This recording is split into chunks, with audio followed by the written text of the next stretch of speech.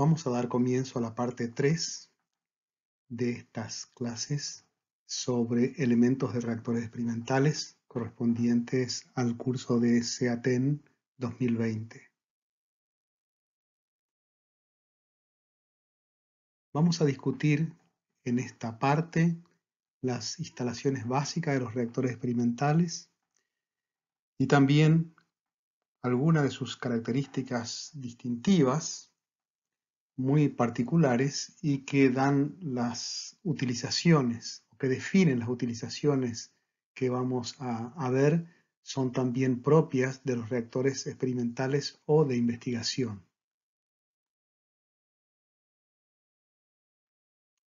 Es importante enfatizar que el neutrón, siendo una partícula cuántica, tiene ese comportamiento dual como partícula y como onda.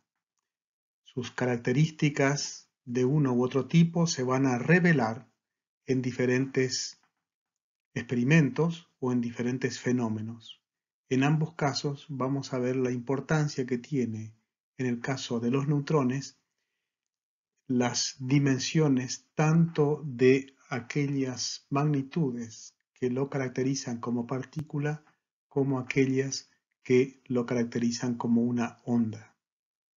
Y esto es particularmente importante en el caso del neutrón porque va a definir un conjunto de propiedades únicas del neutrón desde el punto de vista de su capacidad para explorar la materia, frente a otras herramientas que también se utilizan en investigación para estos propósitos. Vemos entonces que el neutrón tiene una carga neta nula. Ya dijimos que eso no significa que en su interior no existan cargas. El neutrón, siendo una partícula no elemental, está conformada por 3 quarks que sí tienen cargas fraccionarias y resulta ser que la carga neta sí es 0. Tiene una masa que desde el punto de vista de las partículas subatómicas es una masa importante, es muy similar a la masa del protón, ambos nucleones que conforman los núcleos. Tiene un radio que es una manera de expresar, ¿no es cierto? No es que tenga una dimensión realmente, sino que en muchos casos esto es una fracción o un valor relativamente cercano a lo que sería la dimensión del núcleo atómico mismo. Una propiedad muy importante del neutrón es que posee un spin, ese momento magnético intrínseco de las partículas. En este caso es un spin semientero, lo que hace que el neutrón sea un fermión. Correspondientemente tiene también un momento magnético, lo cual va a permitir que el neutrón pueda tener interacciones de índole magnética con campos magnéticos dentro de los materiales y por lo tanto sea capaz de revelarme propiedades magnéticas que pudieran tener los materiales. Y luego tenemos las relaciones, ¿no es cierto?, características que definen el momento y energía, tanto en el caso de las partículas como en el caso de ondas. La concepción de un momento para una onda era extraño hasta las relaciones que presentó de Broglie en particular, quien dijo que a una partícula de un dado momento se le puede asociar una onda y la relación está dada precisamente en esa línea, ¿no es cierto?, donde se define el número de onda, el wave number, K, y allí tenemos la relación entonces entre momento y longitud de onda, o relación de de Broglie.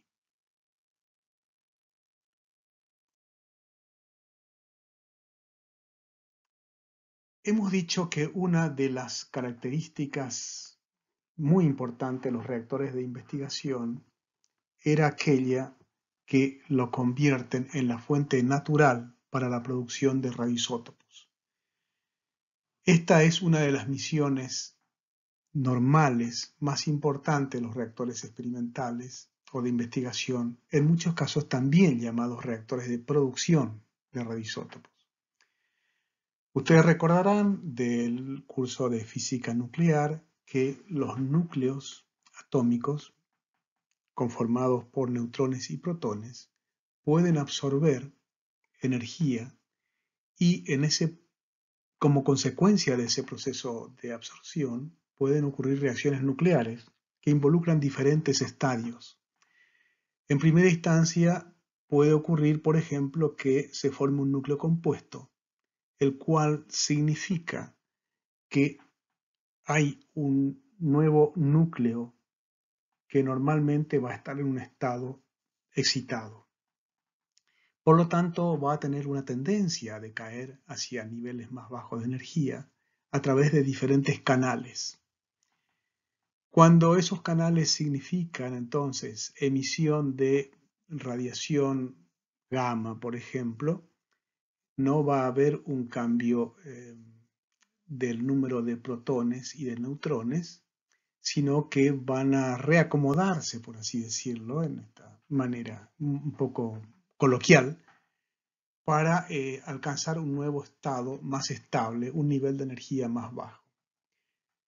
Y va a seguir siendo esencialmente el mismo isótopo que se formó luego de la absorción del neutrón, por ejemplo, en cercanías del núcleo de un reactor.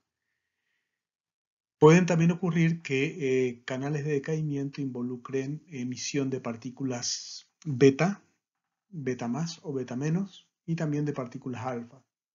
En estos últimos casos, entonces, hay ya una modificación del núcleo desde el punto de vista de su número inicial de neutrones y de protones. En muchos casos, estos núcleos también, al igual que aquellos primeros, fruto de la emisión gamma, pueden o no quedar en un estado todavía excitado. Eso quiere decir que pueden tener una tendencia a seguir decayendo. Es decir, estamos hablando en todos estos casos de esos niveles intermedios que llamamos radioisótopos. Existen varios radioisótopos que son de particular interés e importancia, por lo tanto, en la medicina nuclear, por ejemplo. Por eso es que son tan importantes. En definitiva, estos radioisótopos son producidos en general en reactores de investigación y luego son procesados de manera de convertir ese radioquímico que se extrae del material inicial, del material blanco inicial, en radiofármacos. Todo este proceso ustedes seguramente lo van a ver con más precisión cuando realicen las visitas a nuestro reactor RA3, que está en el Centro Atómico de Ezeiza, que es el lugar donde se ha provisto de radioisótopos a todo nuestro país y también se ha provisto a países de la región. Nosotros no vamos a abordar entonces esa importante faceta en nuestro curso, porque seguramente lo van a hacer de manera mucho más apropiada, precisa, cuando visiten el reactor RA3, como les decía antes. Nosotros vamos a dedicarnos de manera más específica a otros usos de los reactores de investigación.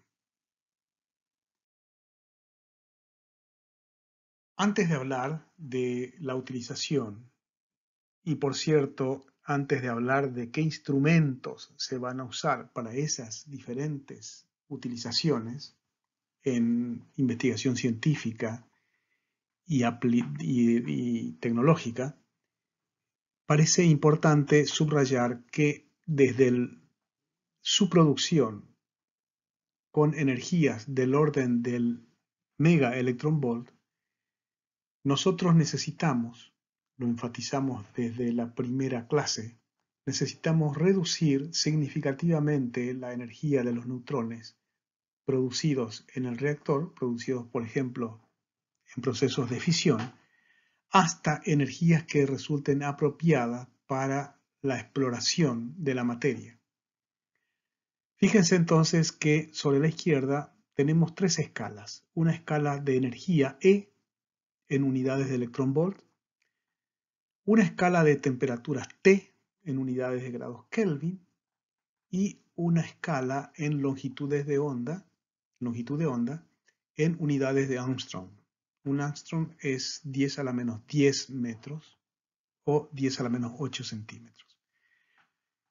De esta manera lo que estamos mostrando es, por una parte, la relación que existe entre esas tres magnitudes que se utilizan frecuentemente para definir a los neutrones. Hay una línea de colores por debajo que tiene los nombres usualmente empleados para nombrar a neutrones dentro de esos rangos de energía. Los neutrones producidos inicialmente en un proceso de fisión son llamados normalmente neutrones rápidos, es lo que aparece ahí. Las energías, como dijimos antes, son del orden del mega electron volt o del MeV. Fíjense ustedes que eso corresponde a una temperatura T del orden de 10 a la 10 grados Kelvin. Es muy alta, 10 a la 10.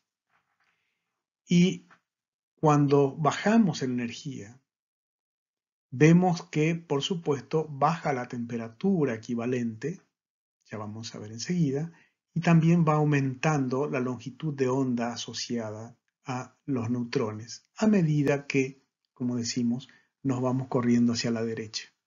Aparece una primera flecha roja ahí, que se ubica en un valor de energía a cuyo alrededor aparecen todos los neutrones que vamos a llamar neutrones térmicos en general. En términos de energía, en términos de electron volt, vamos a ver que eso corresponde a algunos centésimos de electron volt.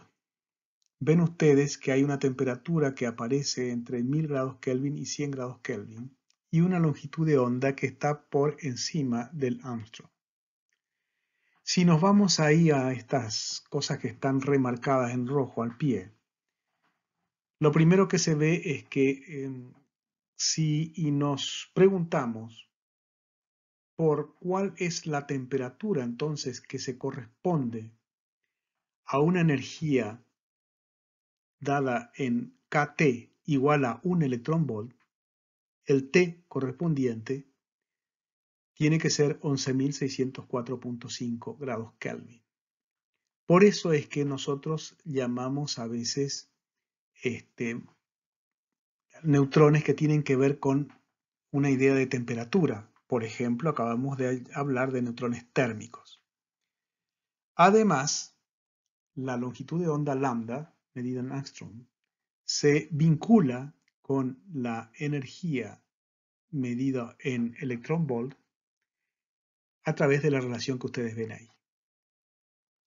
Entonces, con estos elementos ya podemos entonces hablar de neutrones rápidos, neutrones térmicos, neutrones fríos, muy fríos, dependiendo de cuál sea la energía y temperatura, y correspondientemente la temperatura que caracterizan a las distribuciones, que son distribuciones normalmente de Maxwell de los neutrones, por ejemplo, los neutrones térmicos.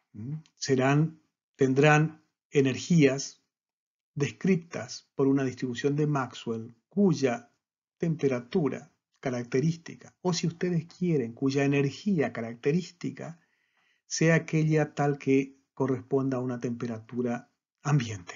Por eso le llamamos neutrones térmicos.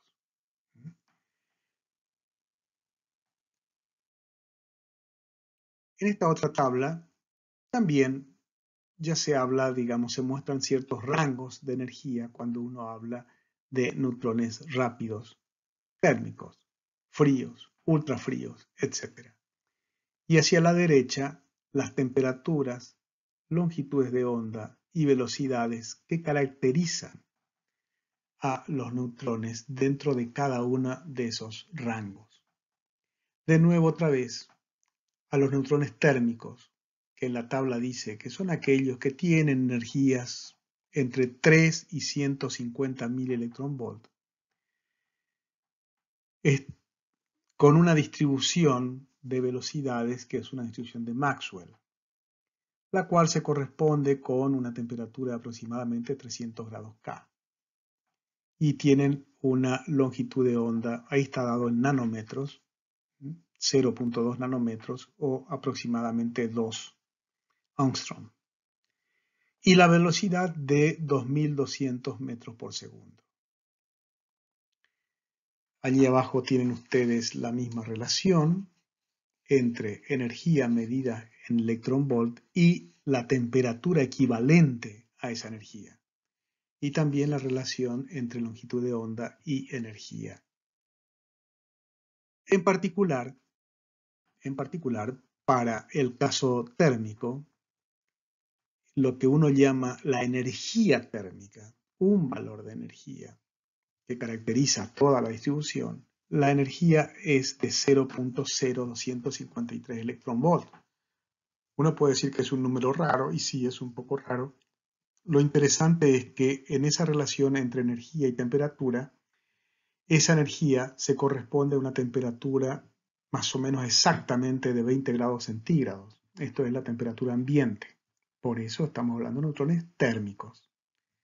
Y la longitud de onda de tales neutrones es de 1.8 Angstrom. También, de nuevo, la velocidad de tales neutrones es de 2200 metros por segundo.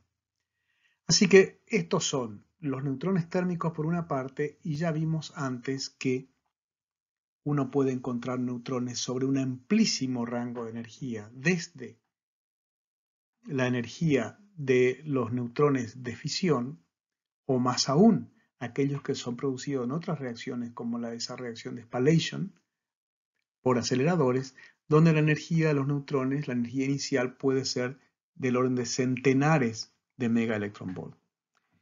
Pero, ya que tenemos esta tabla delante nuestro, vamos a ver que nos interesan mucho los neutrones térmicos. Por una parte, los neutrones térmicos son aquellos apropiados para producir de manera muy probable la reacción de fisión cuando ellos son absorbidos por un núcleo de uranio 235, por ejemplo. Por eso es que los reactores nuestros se llaman reactores térmicos, funcionan con reactores térmicos. Esos mismos neutrones tienen estas energías, tienen estas longitudes de onda que estamos viendo en esta transparencia y son particularmente apropiados para investigar la materia. Por dos razones esencialmente. Por una parte, la energía de ellos, esa energía de décimos de electronvolt, o como ven ustedes en la tablita, dentro de un rango que va desde las unidades de milielectronvolt hasta algunos centenares de milielectronvolt, ocurre que la mayoría de las excitaciones en la materia están aproximadamente dentro de ese rango de energías. De manera que una partícula que tenga precisamente ese tipo de energías resulta muy apropiada para estudiar entonces cuáles son esas excitaciones, ¿sí?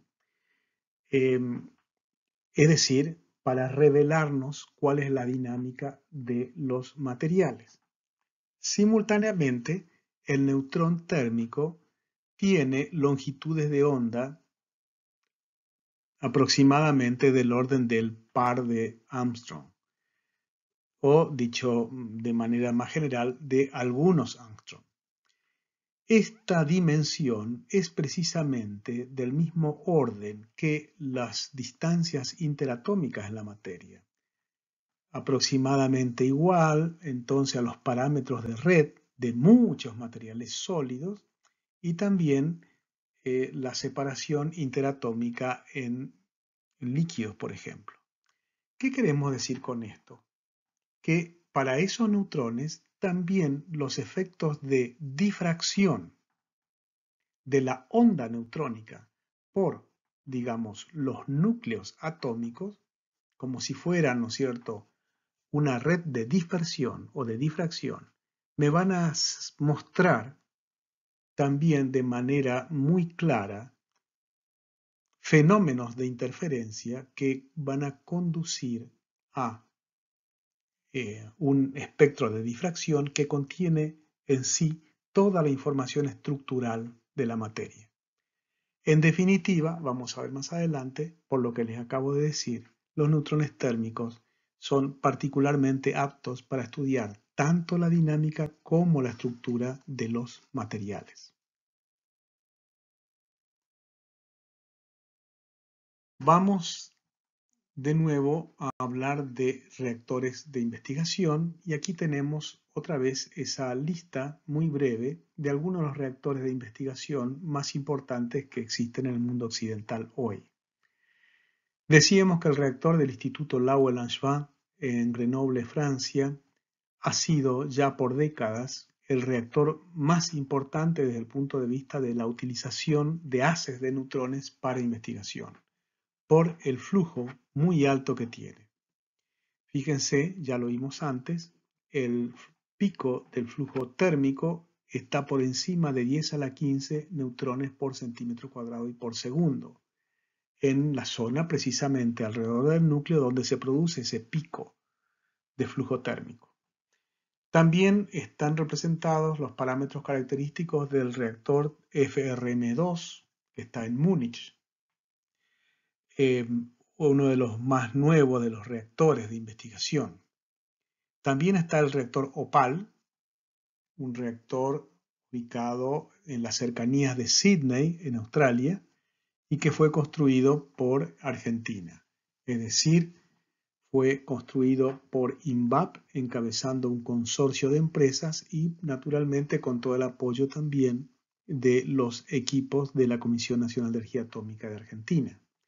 Y finalmente a la derecha tenemos algunos de los parámetros que caracterizan al reactor RA10, el cual está siendo construido en el Centro Atómico Ezeiza y del cual vamos a hablar en alguna otra clase en extenso. Lo importante, de nuevo, ya lo dijimos anteriormente, de estos parámetros que caracterizan a los reactores son, por una parte, la potencia.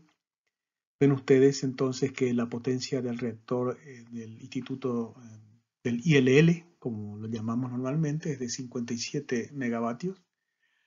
Hay otro reactor en Estados Unidos que no está puesto ahí, también es tan antiguo como el del ILL, que está en Oak Ridge, que tiene una potencia de 100 megavatios, también tiene un flujo de neutrones del orden de 10 a la 15, es muy similar al del ILL, pero no está tan instrumentado como el reactor en Grenoble desde el punto de vista de la extracción de haces. Ese es un reactor, el de Oak Ridge, el cual fue construido hacia finales de la Segunda Guerra y participó activamente en la producción de isótopos especiales que se usaron para armas.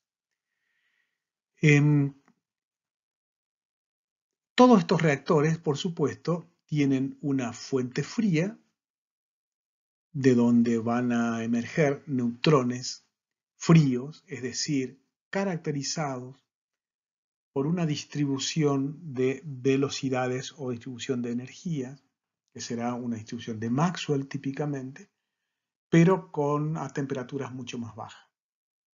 Vamos a hablar precisamente en esta clase de cuál es realmente cuál es la característica de una fuente fría para producir tales neutrones. Así que vamos a pasar a la siguiente transparencia. Habíamos visto también esto. Esto es un layout del reactor Orphée, el cual acaba de ser sacado ya definitivamente de servicio hacia fines de octubre del año 2019, el año pasado. Es una pena, es un hermoso reactor de investigación, ya vimos algunas de esas características. El círculo pequeño de gran espesor hacia la derecha está denotando en este caso el blindaje biológico del reactor. En su interior está el núcleo mismo y también el tanque de agua pesada que sirve de moderador y reflector y algunas cosas más que ya vamos a ver enseguida. Alrededor entonces de ese blindaje biológico vemos algunas figuras que representan instrumentos para el estudio de materiales utilizando haces de neutrones. Estos instrumentos están todos ubicados en lo que llamamos el hall del reactor. Prácticamente están adosados o muy cercanos a lo que es la pared misma del reactor. Asimismo, vemos hacia la izquierda que aparece una gran sala de guías se llama, donde hay muchos otros instrumentos, los cuales son alimentados por neutrones provenientes del reactor, normalmente provenientes de la fuente fría del reactor y que pueden ser transportados por decenas de metros utilizando guías. Eso da la posibilidad de tener mucho más espacio para ubicar instrumentos, algunos de ellos, ¿no es cierto?, de gran porte, digamos, que necesitan realmente mucho espacio. Esto es un layout típico de un reactor de investigación moderno, donde tenemos entonces los instrumentos que van a ser alimentados por los haces de neutrones, tanto en el hall del reactor como en sala de guías.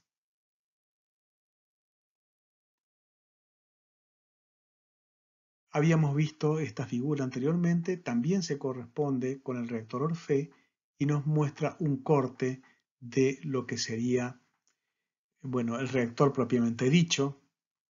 Yendo de afuera hacia adentro, lo vemos primero una pared gruesa, esa es el blindaje biológico, una pared de concreto pesado.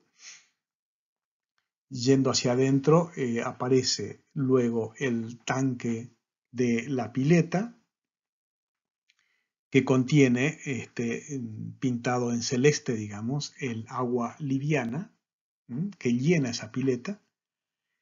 Normalmente esto es bien profundo, digamos, del orden de la decena de metros por lo menos, y el núcleo se encuentra hacia el fondo.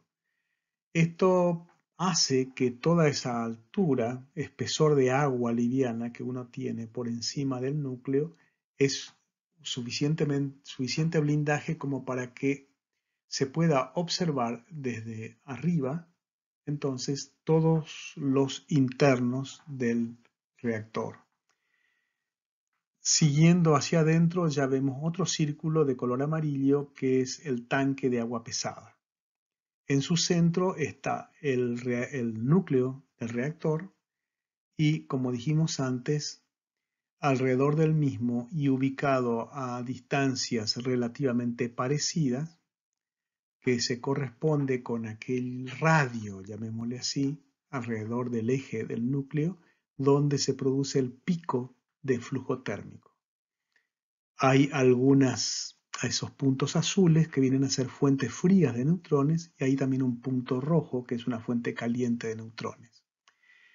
Los tubos de extracción de haces miran ya sea hacia esos puntos azules de donde van a emerger neutrones fríos o miran hacia ese punto rojo de donde emergen neutrones calientes o epitérmicos y algunos tubos que simplemente están mirando a una zona del agua pesada de la cual van a emerger entonces neutrones térmicos.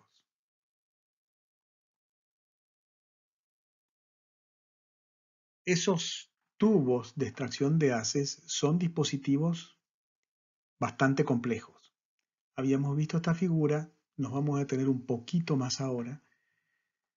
Vemos que en este caso estamos extrayendo un haz de neutrones fríos de una fuente fría, que es ese punto, ese círculo rojo pequeño a la izquierda, que está ubicado cerca del núcleo.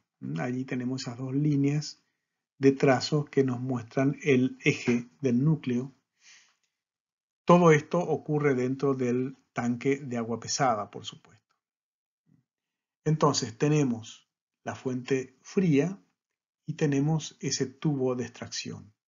Ese tubo está hecho de algún material, una aleación, que normalmente es una aleación basada en circonio, que tiene que tener características apropiadas desde el punto de vista neutrónico, esto es, tiene que ser muy poco absorbente de neutrones, porque yo no quiero afectar mi economía de neutrones, como se llama, ¿no es cierto? No quiero absorber, no quiero perder neutrones que tanto me cuesta producir.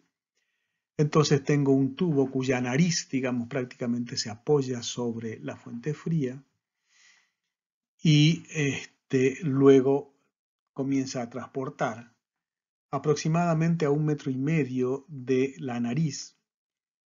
Aparecen las guías de neutrones dentro de ese tubo.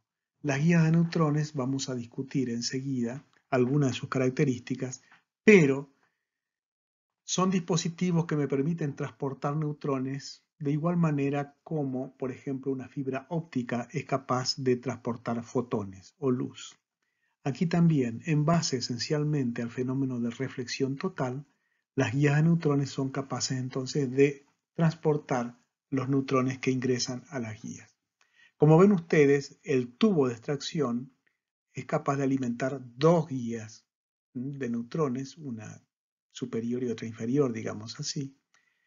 Y esa parte de las guías se llaman impile. Las guías, la parte de las guías que están dentro mismo del reactor.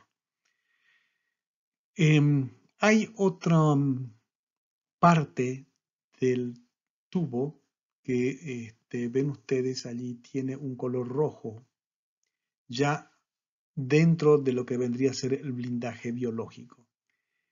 Eso que dice ahí es un tambor, un shutter. Un shutter es algo que cierra. Todos estos tubos tienen que tener algún dispositivo que sea capaz de cerrar el tubo de manera que no salgan neutrones por los haces cuando no están en uso esos haces o cuando uno quiere realizar algún cambio o modificación en el exterior hacia afuera del reactor. Necesito que no salgan un chorro de neutrones por ahí porque, por supuesto, las cuestiones de protección radiológica van a impedir la operación, la realización de cualquier cosa si no tengo suficientemente blindados los haces que emergen. Cuando sea necesario tapar eso, entonces tenemos ese tambor, el shutter, eso se llama shutter primario, que entonces como que ese tambor tiene también guías de neutrones que normalmente estarán perfectamente alineados con el segmento que está impile, que está un poco más a la izquierda, de manera de transportar hacia afuera los neutrones. Pero si yo quiero bloquear la salida, entonces ese tambor rota y tapa totalmente, porque ya no existe, digamos, quedan desalineadas totalmente los segmentos de guía dentro del tambor, dentro del shutter, con las guías primarias. Y luego finalmente hay válvulas de seguridad hacia afuera en caso de que se produzca un accidente, de los accidentes más severos que pueden ocurrir, que se rompa uno de esos tubos, ¿no es cierto?, y se inunde. Y no queremos, a lo sumo queremos que se inunde el tubo ahí, pero que no se pierda el agua pesada cayendo hacia, digamos, hacia el hall del reactor. Entonces hay todas válvulas de seguridad para ese propósito.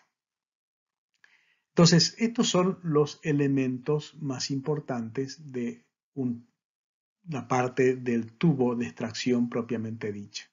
Como ven ustedes, necesita tener un conjunto de capacidades para asegurarse un transporte, una extracción eficiente de neutrones, pero también las medidas de seguridad, que son muy severas en todos los reactores, tienen que ser apropiadamente contempladas en el diseño.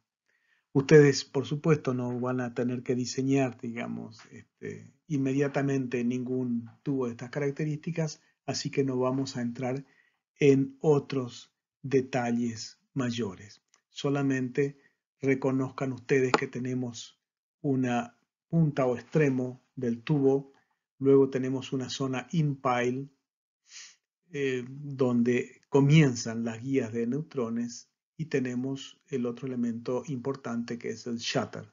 Le digo así porque en la jerga es el shutter, es una barrera, es un cerrador, o cierre, mejor dicho, de haces.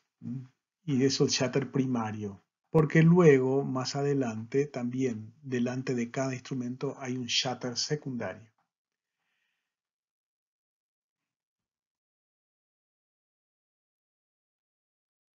Recién mirábamos lo que pasa en el caso del reactor Orfe, y esto es el layout del opal, también alrededor del núcleo mismo. El núcleo es el rojo que está en el centro, la caja cuadrada, y tenemos los tubos de extracción en este caso. Los tubos superiores que van a transportar neutrones térmicos directamente, producidos en el pico térmico, en las cercanías del núcleo del reactor, y los dos haces angulados que están mirando hacia la fuente fría, que está indicada por el círculo rojo más pequeño, y van a transportar entonces haces fríos de neutrones. Hay un círculo rojo un poco más grande a la derecha del núcleo que iba a ser una fuente caliente de neutrones, pero que finalmente no se construyó. Está el tubo que se utiliza, pero que naturalmente al no estar la fuente caliente ubicada ahí, el tubo simplemente extrae haces térmicos también, como los dos de arriba. Esto es en el caso del reactor OPAL de Australia. Esto también era una figura artística, ella es vieja, esto tiene, imagínense, tiene casi 20 años. Se cumplen ahora, este año se cumplen precisamente 20 años del momento en que se firmó el contrato para que INVAP y otras empresas dentro de su consorcio construyan el reactor de Australia. Lo interesante de esta es una especie de maqueta, pero por computadora, es que nosotros vamos a ver que por debajo de esa especie de canasta que se ve, que es una canasta característica del reactor OPAL, está el reactor propiamente dicho. Hay como un cilindro, se ve por debajo de eso, que contiene la pileta del reactor. A su alrededor, como dibujado, hay un círculo o aro.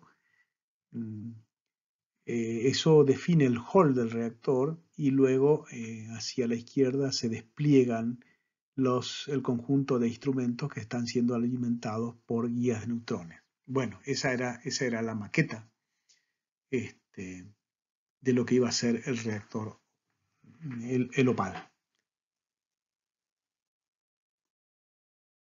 También esto es una vista de computadora para que ustedes vayan teniendo una idea de lo que se aproxima. Si bien esto está hecho por computadora, pero es muy realista y representa efectivamente lo que es un corte del reactor. O si ustedes quieren, lo que se ve desde la parte superior de la pileta. El reactor está en el círculo de la izquierda. Lo que estamos viendo en el fondo es un cilindro que no es otra cosa que el tanque que contiene el agua pesada. Todo eso está allá en el fondo, 10 metros más abajo de la superficie del agua liviana que conforma la pileta del reactor. Y de paso se ven también todos los internos, como se llama en la jerga del reactor, los diferentes tubos que tienen que ver con el enfriamiento del núcleo, se ven las posiciones de irradiación, se ven otros elementos auxiliares, ¿no es cierto?, donde se depositan tubos u otras cosas que son propias de la operación y que necesitan tener comodidades, se ven multitud de tubos a la derecha, digamos, como que bajan hacia la zona dentro del tanque de agua pesada, y esos son todos tubos que conducen a posiciones de irradiación para producir radioisótopos y también para algunas actividades de activación neutrónica. Luego se ven unas especies de círculos negros más grandes ya en el tanque. Obviamente el núcleo es lo que está allí, ese cuadrado en el centro. Les decía, esos otros círculos oscuros más grandes todavía sobre el tanque de agua pesada, ese tanque central, y esas son posiciones para irradiación de silicio monocristalino. Como fruto de esa irradiación, lo que va a producirse es, en definitiva, algún tipo de dopaje con fósforo de ese material. Y finalmente, esa juntura van a ser la juntura que se forma desde el punto de vista electrónico en ese medio es lo que se utiliza para para fabricar los chips electrónicos que necesitamos en lo que es hoy ya nuestra vida cotidiana. A la derecha del reactor hay una zona rectangular que es la zona donde se van a depositar y donde de hecho se depositan ya los elementos combustibles gastados. No se sacan nunca fuera del agua liviana, entonces tiene un dispositivo especial, una puerta entonces que permite conectar que cuando se levantan un elemento combustible del núcleo para su reemplazo, se lo transporta a esta zona a la derecha donde están esas cajas que van a alojar a los elementos combustibles gastados por los años que sean necesarios para alcanzar un decaimiento mínimo y su transporte posterior para continuar con, digamos, hacia silos o lo que corresponda o hacia otras piletas ya externas al reactor para continuar con la gestión de esos elementos combustibles gastados. Quería que ustedes vieran cómo es entonces ya de algo cuasi realista en lo que es el layout del reactor desde el punto de vista de la máquina misma y este otro edificio auxiliar que es absolutamente importante.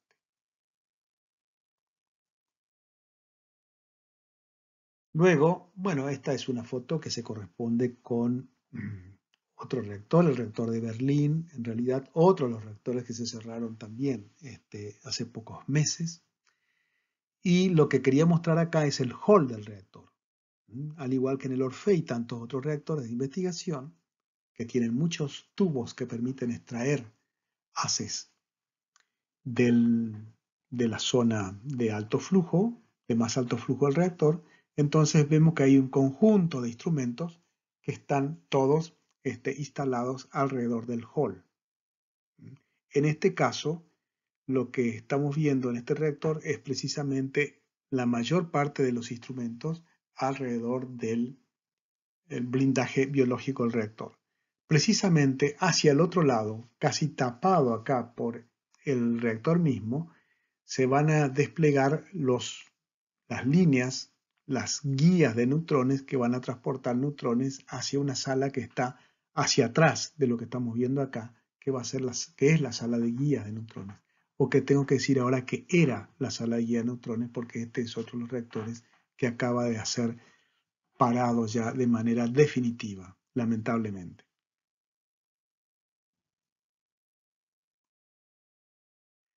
Bueno, tenemos que pasar entonces a hablar ahora de la utilización. ¿Por qué los neutrones son tan importantes como agentes de experimentación? Cuando tenemos la capacidad de variar la energía de los neutrones, entonces, como ya sabemos, la longitud de onda asociada a neutrones de diferente energía cambia también de manera significativa. Lo que este dibujo me está mostrando acá es, por ejemplo, dentro del rango térmico, los neutrones tienen longitudes de onda asociadas que van entre algunos décimos de ángstrom hasta decenas de ángstrom.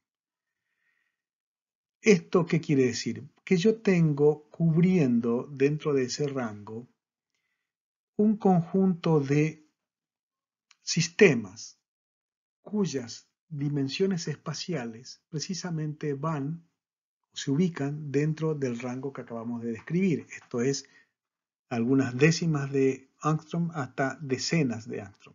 Así, por ejemplo, tenemos los pequeños apartamientos de sus posiciones de equilibrio de los átomos en las moléculas, por ejemplo, o en los sólidos. Tenemos luego las distancias interatómicas en los materiales, sean sólidos, líquidos, vidrios o lo que fuere, o sistemas moleculares. Y también tenemos todo el nuevo campo de los nanomateriales. Nanomateriales quiere decir materiales en la escala nanométrica, y una escala nanométrica es una escala de decenas de ángstrom. Esto quiere decir que los podemos estudiar perfectamente bien con neutrones, tanto neutrones térmicos como, si fuera necesario, también neutrones fríos. Los neutrones fríos, por supuesto, ya son neutrones que tienen longitud de onda asociadas que van desde decenas hasta centenas de ángstrom, y lo cual me permite entonces abordar y estudiar objetos también con esas mismas dimensiones de manera muy clara. ¿Y cuáles son los objetos? Bueno, ya dijimos también, tenemos otros sistemas nanoscópicos o mayores aún, como grandes moléculas de tipo biológico. Vemos ahí proteínas, virus, o en el caso de ciencia de los materiales, los granos de precipitados de aleaciones que caracterizan a una aleación que está envejeciéndose. Entonces, lo que se pretende mostrar con esto es decir que los neutrones con energías, ya sea en el rango térmico o frío, tienen correspondientemente longitudes de onda asociadas que me permiten estudiar un conjunto de sistemas con dimensiones dentro de ese rango, y que es una variedad muy amplia de sistemas. Esto hace que los neutrones entonces tengan una utilización muy pero muy amplia y de enorme importancia en estos días. Para que yo pueda tener efectivamente neutrones térmicos y fríos, ya hemos visto que necesitamos tener un moderador que esté a temperatura ambiente, digamos, capaz entonces de generar neutrones térmicos a través de un proceso proceso que se llama de moderación, en el cual los neutrones rápidos van interactuando con las moléculas del moderador, típicamente agua pesada, y van perdiendo energía hasta alcanzar un equilibrio termodinámico entre la energía de ese campo neutrónico y el material moderador. El equilibrio termodinámico se traduce en que se alcanza una distribución en energía caracterizada por una distribución de Maxwell con una temperatura que se corresponde con la temperatura del medio moderador. Entonces, si el medio moderador está a temperatura ambiente, vamos a tener neutrones térmicos, con una distribución parecida a esto que se muestra acá en la curva verde. Son los neutrones térmicos. Como ven ustedes, tiene un máximo alrededor de algo más de un ángstrom. Y luego, por supuesto, la población va cayendo de acuerdo a esta distribución maxwelliana que lo caracteriza.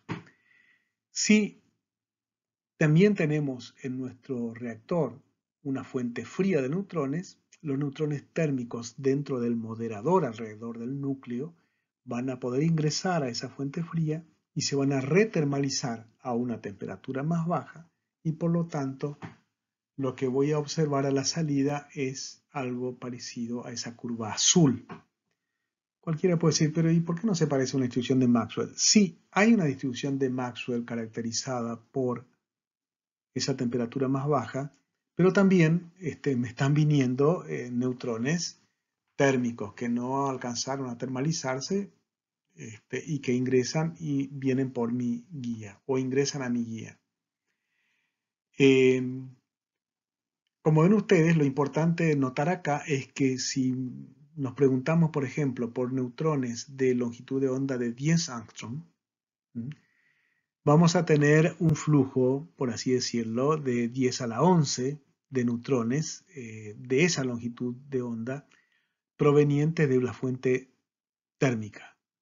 Mientras que voy a tener un flujo considerablemente mayor, posiblemente 30 a 50 veces mayor, si tengo una fuente fría de neutrones, que es lo que se corresponde con esta línea azul. Entonces, un flujo 30 o 50 veces más intensa, por supuesto que es mucho más conveniente para estudiar sistemas con neutrones, por así decirlo, de 10 angstrom o mayores. Esa es la razón por la cual uno quiere tener una fuente fría de neutrones para poder acceder de manera eficiente a estudiar sistemas más grandes, por así decirlo, que aquellos que uno normalmente estudia con neutrones térmicos. ¿Por qué? Porque la longitud de onda asociada a los neutrones fríos, además de ser muchos más esos neutrones fríos, es la que yo necesito para estudiar esos sistemas de dimensiones mayores. Lo que estábamos hablando recién, de nuevo se muestra en este sketch, ¿sí? Donde hay un núcleo de un reactor, un tanque moderador reflector que dice D2O, el agua pesada que rodea el núcleo, y por supuesto todo sumergido en una gran pileta de agua liviana. Todo rodeado a su vez por el blindaje biológico de concreto pesado. Hay tubos de extracción, como el que se está mostrando hacia la izquierda, donde ese tubo está mirando a una fuente fría de neutrones. La fuente fría de neutrones, por un lado, es alimentada por los neutrones que se termalizaron en el agua pesada y consiste o contiene en su interior, digamos, por ejemplo, deuterio líquido, D2 líquido. Eso a temperaturas del orden de 20 grados Kelvin. Se muestra allí de manera muy esquemática lo que vendría a ser el circuito de enfriamiento que me permite tener deuterio líquido dentro de mi fuente fría. Luego el tubo, que casi se apoya en la fuente fría, me va a permitir extraer esencialmente o grandemente neutrones fríos, retermalizados en la fuente fría de neutrones.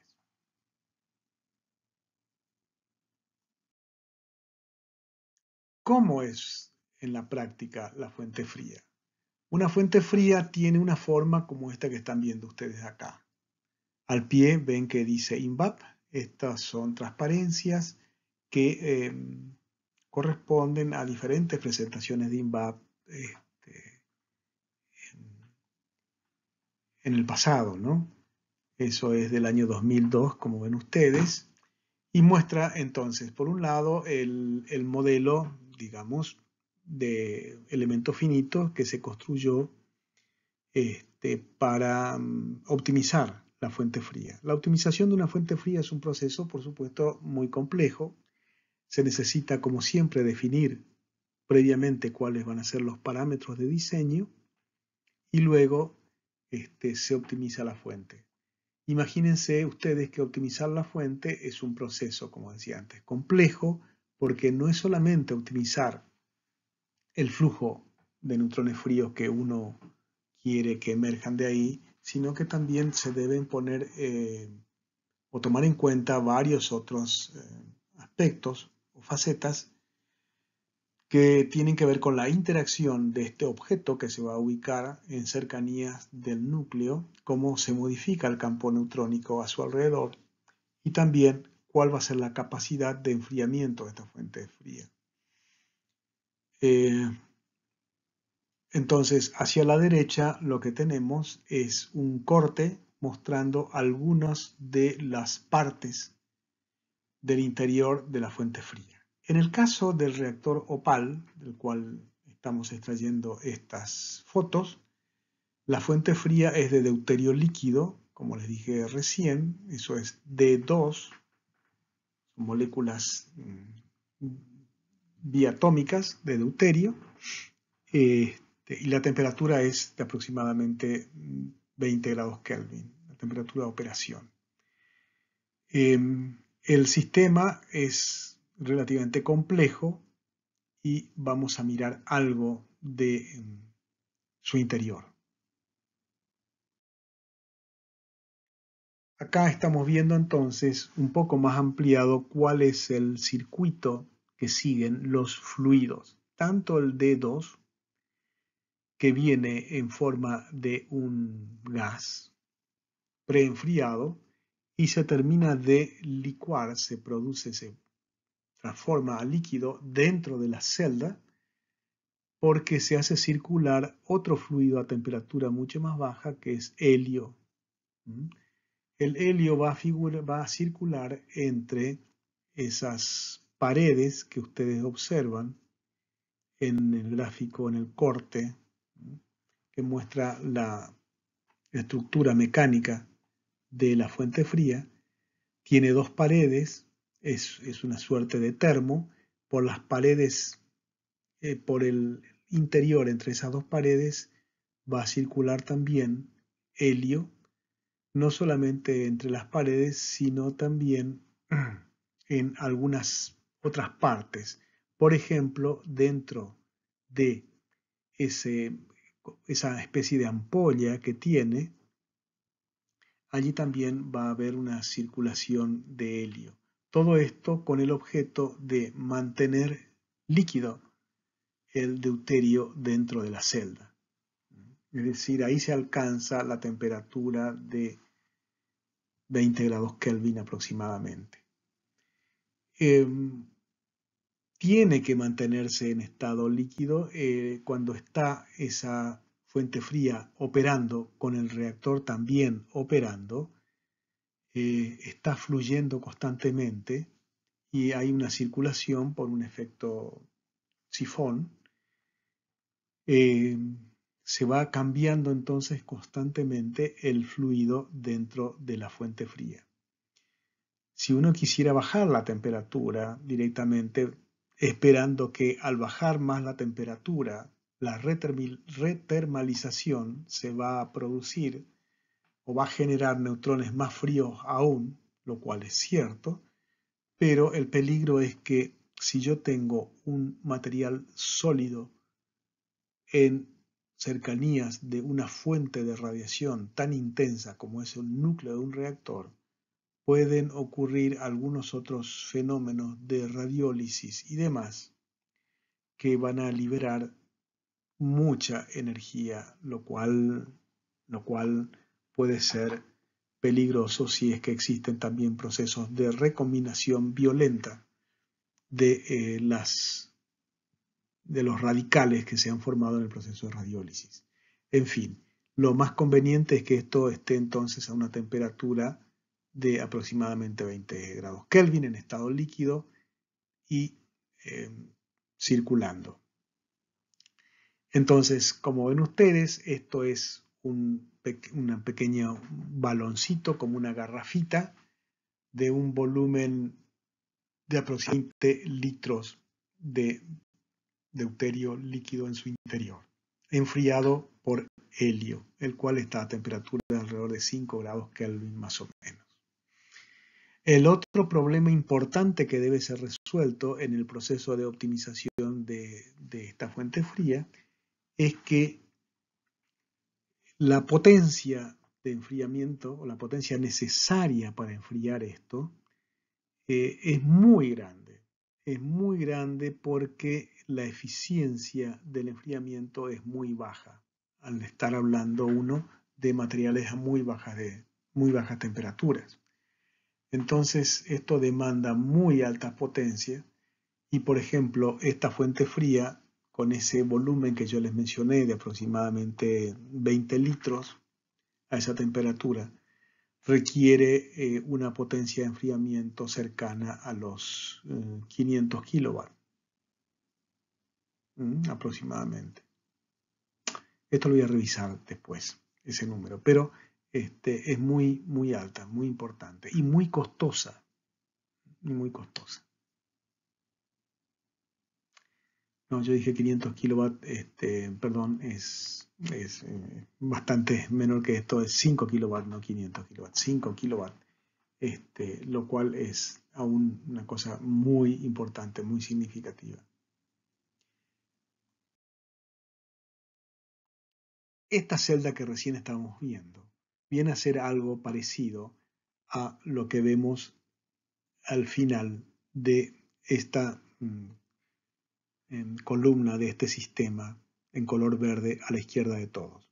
Esto me está mostrando lo que es el circuito del agua, perdón, de D2 con su intercambiador de calor y demás, y cómo viene, baja para licuarse dentro de la celda, que es ese cilindro verde pequeño que está al pie, y de esa estructura, y después el otro tubo, ¿no es cierto?, donde va subiendo por un efecto sifón también, mejor dicho, sube el deuterio que se va calentando, y el efecto sifón significa la bajada por la otra rama. Todo eso tiene que estar rodeado a su vez por el circuito de helio, que es lo que se muestra en esa segunda estructura de color un poco más como anaranjada. De igual manera también tenemos entrada y salida del helio con sus propios intercambiadores de calor. Luego hay otra estructura que dice circuito de agua pesada. Uno dice, ¿para qué quiero el agua pesada? Bueno, si por un momento se fijan en este corte que está a la derecha, la celda de la fuente fría que dice D2 es esa cosa azul que está ahí. Y este circuito de agua pesada en realidad que tiene es una especie de tapón, por así decirlo, que va a ubicarse en la parte superior de esa celda que estamos viendo ahí, como para completar el agua pesada que lo rodea. Cuanto mejor sea el acoplamiento entre el agua pesada, que viene a ser el modelador térmico, y la celda que contiene al deuterio líquido, que es la fuente fría, vamos a tener un flujo más intenso de neutrones térmicos inyectándose dentro de esa celda de deuterio. Por eso es que tenemos eso que se llama un circuito de agua pesada. Luego, entonces, la cosa toda armada queda como ahí a la derecha, donde ustedes ven ese tapón al cual aludía recién, de agua pesada, ubicada sobre la celda. Y todo esto va a su vez dentro de ese tubo, de ese caño, que es, además, va todo en vacío. Así que como ustedes se pueden imaginar, sin ser necesariamente ingenieros nucleares, este es un dispositivo muy complejo y que además, más allá de las cuestiones termodinámicas, se complejiza aún más por cuestiones de seguridad, ya que tengo que tener todo un dispositivo con esas características muy cerca de lo que es un núcleo de un reactor nuclear. Además, teniendo presente que si las cuestiones de seguridad y ese tubo que rodea y que contiene a todo el sistema, tiene que ser capaz de soportar unas presiones muy altas, las cuales corresponderían a algún caso de accidente en el cual se cortara de manera abrupta, accidental, el enfriamiento de la fuente fría y todo ese volumen de deuterio líquido a 20 grados Kelvin se calentara violentamente a temperatura ambiente, se gasificara, por lo tanto, en un volumen esencialmente, digamos, constante, de manera que la presión subiría unas 70 veces. Todo esto debe ser ciertamente contenido en el tubo que envuelve a todo ese sistema. Lo que yo acabo de dar es solamente una manera, algo muy obvio, digamos, desde el punto de vista de seguridad. Todo entonces el sistema es muy complejo y particularmente caro. Es uno de los sistemas más caros, más allá del núcleo mismo y su sistema de enfriamiento, ¿no? Dentro del reactor es uno de los sistemas más caros.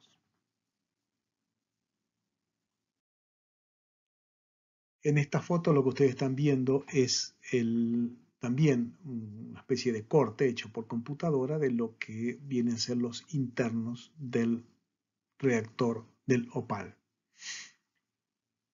Lo que ustedes ven acá es, digamos, hay un pequeño segmento como celeste, ¿m?, por encima de ese embudo invertido al pie de toda la estructura. Ahí decía este objeto de color celeste que viene a representar el núcleo del reactor. Cercano al núcleo ven ustedes una ampollita de color verde claro. Eso vendría a ser la fuente fría. En la parte inferior de todo el tubo esto. Estamos hablando siempre de todo lo que rodea al núcleo, y todo lo que rodea al núcleo primeramente es lo que está dentro del tanque de agua pesada, que oficia de modelador y reflector. Todo eso tiene este color rosado claro, ¿no es cierto? Eso es el agua, el tanque de agua pesada. Allí entonces tenemos nuestra fuente fría y también podemos observar otros objetos como, bueno, esa fuente caliente a la derecha que nunca se construyó, digamos, con el tubo también que iba a bajar para sostener, digamos, contener esa fuente caliente. Y vemos algunas otras cosas más un poco hacia la izquierda del tanque, que son de nuevo esos orificios más grandes para la entrada de los grandes bloques de silicio ultra puro para su irradiación. Vemos también los tubos finos y más gruesos que ingresan a la zona de alto flujo dentro del modelador, que van a las zonas o a los puntos de irradiación para producción de radioisótopos. Este entonces es un corte. Aquí vemos otro. De nuevo otra vez podemos observar ese paralelepípedo en el centro, que viene a ser el núcleo, todo dentro del tanque de agua pesada. Se ve parte, digamos, de la pared, ¿no es cierto?, cilíndrica que define ese tanque. Decíamos que además del núcleo del reactor propiamente dicho, vemos en sus cercanías la parte del tubo que ingresa y que contiene a la fuente fría. Y saliendo, mirando a ese tubo, sale hacia la izquierda un haz de neutrones, o hay un tubo de extracción de neutrones que está mirando a la fuente fría. Hacia la derecha, en cambio, hay un tubo que está hacia el otro lado del núcleo del reactor, extrayendo haces térmicos de neutrones. Estos son, si bien está hecho por computadora, pero esencialmente ese es el tipo de complejidad mecánica que tienen los internos de un reactor, como el OPAL.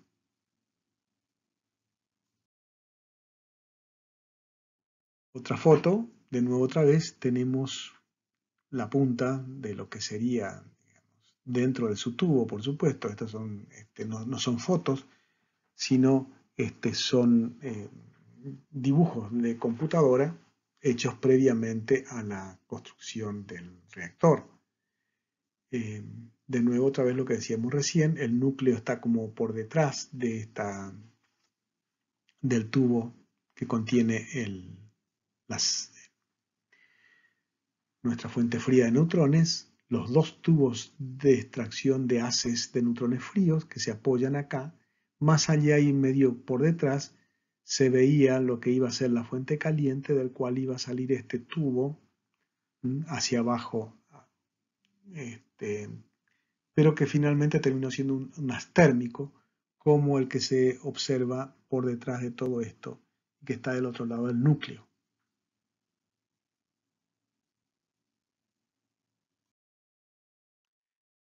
Muy bien. Luego tenemos las guías de neutrones.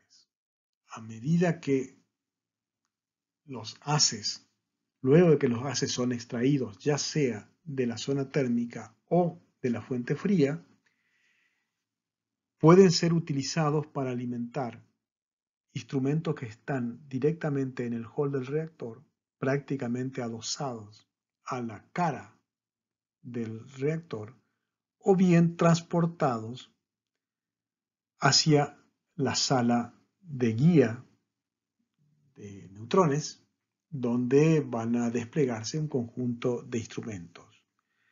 Entonces, lo que están viendo ustedes acá es de nuevo otra vez guías de neutrones fríos, cómo se han abierto esas guías que transportan a los neutrones fríos y que en el caso del reactor OPAL también el tubo que las extrae inmediatamente se separa a nivel del in-pile, eso es dentro mismo todavía,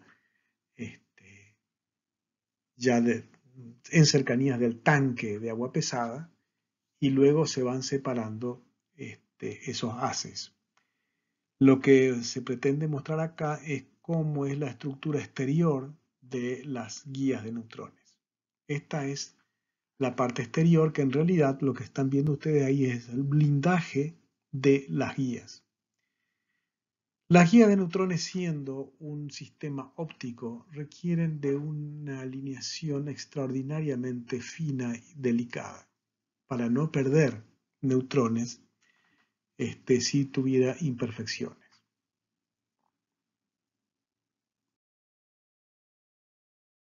Aquí están viendo ustedes la parte exterior, es lo que se veía en la foto anterior, que es el blindaje, y dentro de ese blindaje observan ustedes a la guía propiamente dicha.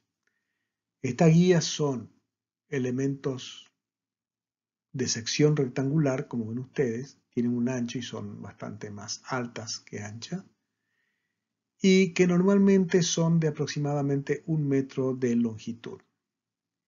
Estas guías, quiero detenerme brevemente acá, a pesar de que no van a ustedes ahora a estar diseñando guías, pero estas guías son dispositivos que, como les dije antes, tienen como misión transportar a los neutrones, ya sean térmicos, y hay también guías para transportar, por supuesto, neutrones fríos. Son diferentes tipos de guías.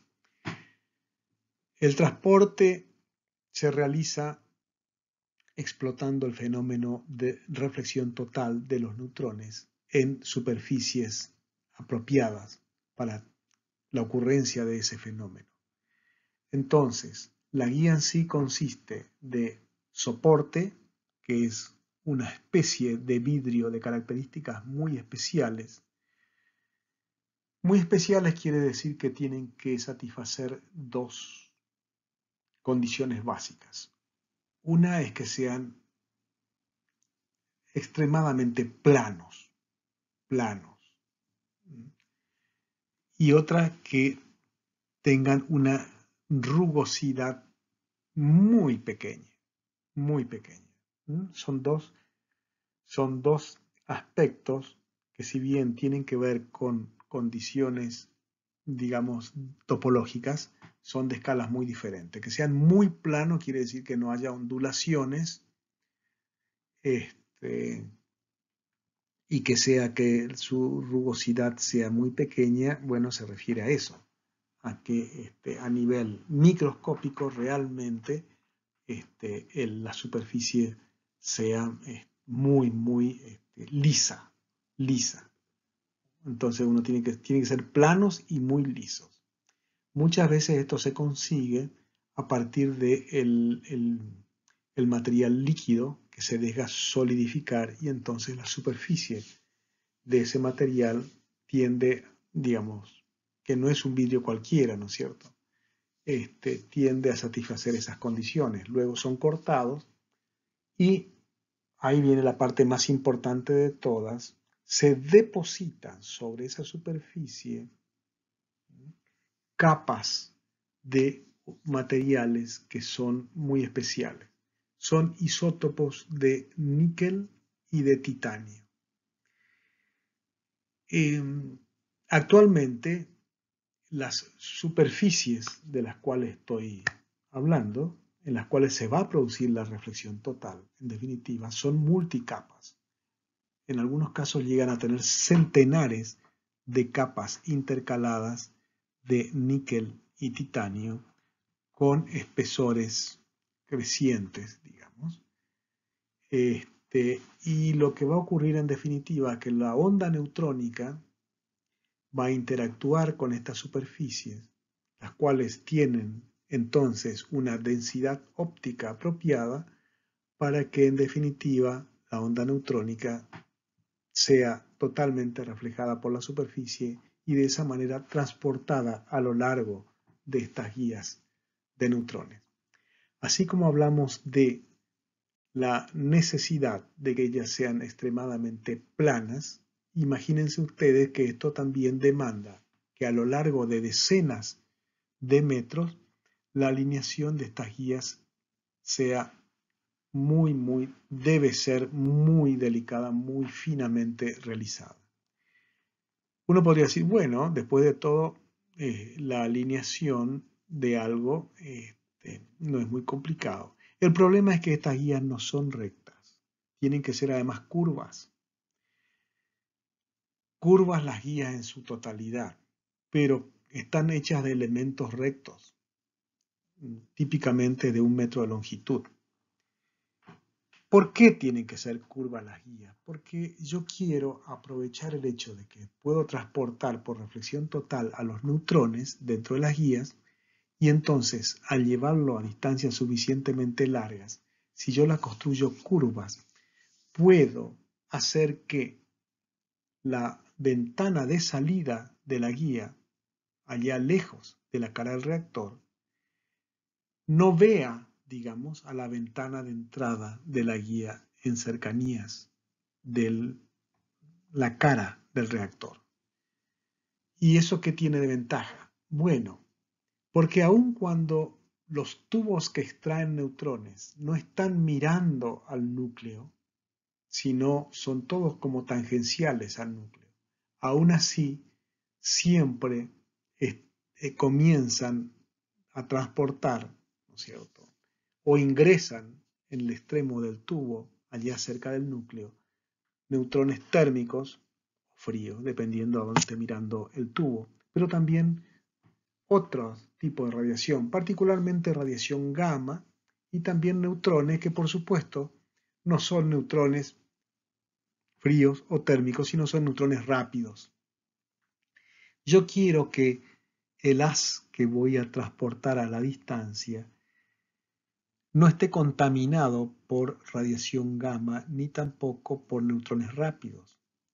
Como esos neutrones rápidos no van a sufrir el fenómeno de reflexión total, porque esto solamente se va dando cuando la longitud de onda del neutrón que se transporta por la guía es mayor que un mínimo, que una longitud de onda de corte, entonces los neutrones rápidos y obviamente la radiación gamma va a tener esencialmente una trayectoria rectilínea, y si yo soy capaz entonces de curvar mi guía, voy a lograr que al final de la guía, en la ventana de extracción, solamente me aparezcan los neutrones con el rango de energía que yo preciso, prácticamente sin contaminación o con muy baja contaminación de neutrones rápidos o radiación gamma. Espero que se entienda entonces, esto es muy sencillo, fundamentalmente tiene que estar solamente la curvatura dada de manera tal que la ventana de salida no vea a la ventana de ingreso, como ocurriría obviamente si la guía fuera absolutamente recta. De esa manera yo puedo calcular el radio de curvatura necesario para cada una de mis guías, para que sea el más grande compatible con esta condición que yo acabo de dar. El más grande porque de esa manera también puedo transportar más eficientemente, con mejor transmisión a los neutrones dentro del rango de energía que me interesa.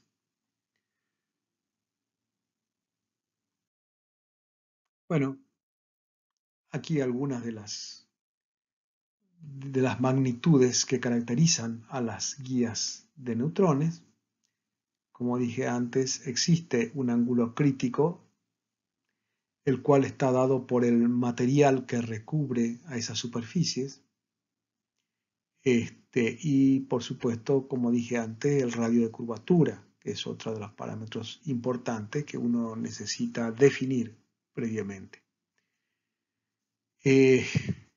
Entonces, va a haber una longitud de onda característica, digamos, que es este lambda sub c, que va a tener que ver con las dimensiones de la guía, que va a tener que ver con la superficie o las características de la superficie de la guía y con el radio de curvatura. Entonces, todo esto va a tener mi guía va a ser de mejor calidad en la medida en que yo pueda transportar con una transmisión alta un rango amplio de longitudes de onda.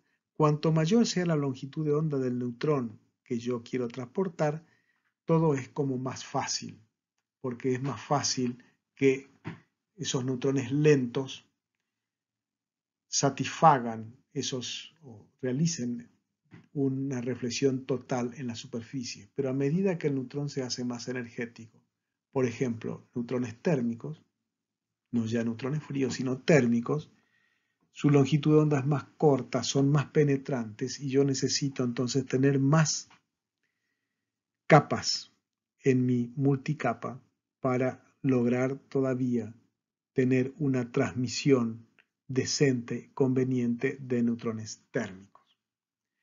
Con lo dicho, también ustedes se pueden imaginar que cuesta más transportar neutrones térmicos por una guía. Que cueste más significa que la curvatura tendrá que ser como menor que en el caso de la curvatura que puedo poner para mis neutrones fríos. Y bueno, esto se tiene que tener en cuenta obviamente en el diseño. Ahí ven ustedes, por ejemplo, lo que son las guías de neutrones. Los que miran a los neutrones térmicos, que son esas dos guías que van por la parte superior, que tienen una T delante. Eso quiere decir Thermal Guide. Y las de abajo, Cold Guides, que son las frías. Como ven ustedes, también, y sin tener que leer eso, uno podría darse cuenta ya que las de arriba son las térmicas y las de abajo son las frías, porque las de arriba son más largas, son más rectas. Y entonces el búnker, digamos, el edificio, esa cosa que está rayadita, es mucho más largo en el caso de las guías térmicas que en el caso de las frías. Porque primero que es más largo simplemente, como les dije antes, la curvatura tiene que ser menor, son más rectos. Como yo quiero satisfacer mi condición de que la ventana de salida no vea la ventana de entrada, necesito irme mucho más lejos, en el caso de los térmicos, para conseguir eso porque la curvatura tiene que ser menor. Está claro. Bueno, eso significa también que el valor, el costo, mejor dicho, de las guías de neutrones térmicos en general sea bastante más alto que el de los neutrones fríos. En todo caso, el costo de las guías de neutrones es siempre considerable. Está en el rango de los varios miles de dólares por metro de longitud. Y como ven ustedes, a pesar de que acá, bueno, no se alcanza a apreciar la escala, por ejemplo, esa guía de neutrones térmicos superior tiene una longitud como de unos 60 metros o por más de 45 metros de largo seguro que tiene.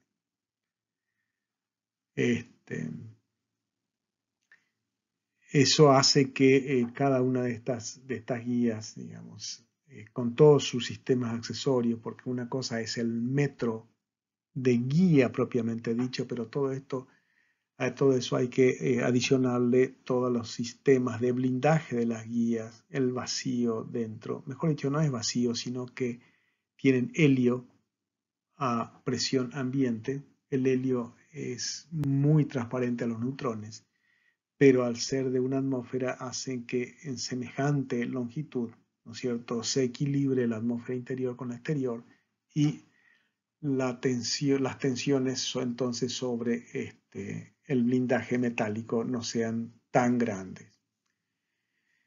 En fin, todo eso más los sistemas, ¿no es cierto?, de bombeos, de alineamiento y demás hacen que cada una de esas guías sean cientos de miles de dólares.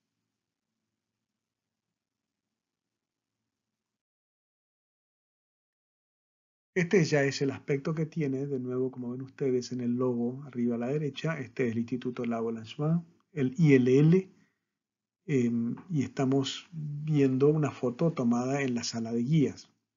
Acá el reactor, digamos, está hacia la derecha, bastante lejos, y las guías de neutrones, bueno, no se ven mucho, pero si ustedes ven la dirección que tienen los instrumentos, ellos están montados, algunos están como desmontados todavía, pero hay una gran variedad de instrumentos, muchos de gran envergadura, todos desplegados sobre una sala de dimensiones muy grandes, ¿no?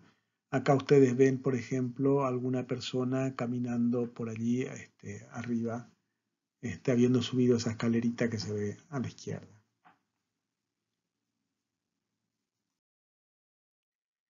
Bueno, entonces, en definitiva, nosotros sabemos que nuestros neutrones son capaces de tener interacciones con los materiales.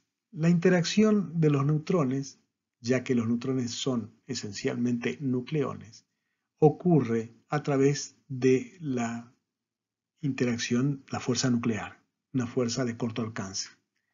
Primariamente esa es la interacción, el tipo de interacción que es la que va a producir la dispersión de neutrones cada vez que se encuentre con un núcleo atómico.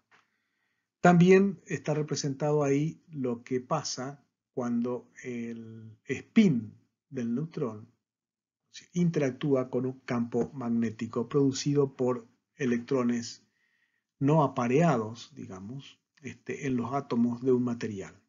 Si un material tiene electrones no apareados, es muy probable que ese material entonces sea un material magnético. Y luego habrá campos magnéticos dentro del material y los neutrones van a interactuar con esos campos magnéticos a través del acoplamiento dipolar magnético bueno, y también darán lugar a fenómenos de dispersión. Eso va a ocurrir dentro de la materia profundamente en cada una de las muestras que yo quiera estudiar. Y también se muestran ahí en este gráfico lo que pasa con rayos X o con electrones, cuya interacción va a ocurrir mucho más superficialmente que en el caso de los neutrones, y el porqué de esas características lo vamos a analizar en la próxima clase. Mientras tanto, lo que podemos decir o anticipar ya es que los neutrones entonces, sean neutrones térmicos o neutrones fríos, van a ser capaces de revelar la estructura de los materiales y también de manera simultánea la dinámica de los materiales. Es decir, en el primer caso, lo que vamos a llamar la difractometría nos nos permite decir dónde están los neutrones, cómo se ubican los neutrones, qué tipo de estructura, perdón, los átomos, dónde están los átomos, cómo se ubican los átomos, qué tipo de estructura en la materia generan esos átomos. Porque los neutrones, cuando sean difractados por esos arreglos atómicos, con los núcleos en su interior, me van a revelar precisamente esas estructuras. Esto es lo que se llama la difractometría de neutrones, y uno de los pioneros que más desarrolló este tipo de técnicas neutrónicas fue Clifford Joule, mientras que por otra parte los neutrones también en procesos de interacción con la materia, utilizando instrumentos apropiados, son capaces de excitar o desexcitar los modos propios de vibración de los átomos en los materiales. Es decir, son capaces de revelarme la dinámica de esos materiales. Este tipo de experimentos son los que nosotros denominamos espectrometría neutrónica y fue esencialmente desarrollado por Brockhaus. Ambos, Joule y Brockhaus, por el desarrollo de estas importantísimas técnicas neutrónicas, ganaron en 1994 el Premio Nobel de Física. Vamos a ver en la próxima clase cuáles son los instrumentos que se utilizan para estudiar la estructura de los materiales. Recién dijimos difractometría, consiguientemente los instrumentos neutrónicos que hacen ese tipo, que sirven para ese tipo de experimentos, son los difractómetros. Y acá estamos viendo simplemente el sketch de un tal instrumento. Vamos a analizar en la próxima clase todas las diferentes componentes y funciones de cada una de esas componentes de un difractómetro. El instrumento que es capaz de estudiar la dinámica de los materiales es un espectrómetro. Es un instrumento un poco más complejo que el difractómetro, pero también vamos a estudiar todas sus componentes en las próximas clases. No es que exista un difractómetro y un espectrómetro, porque obviamente ya hemos dejado entrever que los materiales tienen estructuras de diferentes dimensiones. No es lo mismo estudiar la distancia interatómica en la molécula de deuterio, D2, que estudiar la estructura de una proteína, ¿no es cierto? Eso significa que uno va a necesitar diferentes difractómetros para estudiar diferentes estructuras y también diferentes tipos de espectrómetros para estudiar excitaciones de diferente índole en los materiales. Los difractómetros y espectrómetros entonces los vamos a estudiar en más detalle en la próxima clase. Y esta llega con eso a su fin.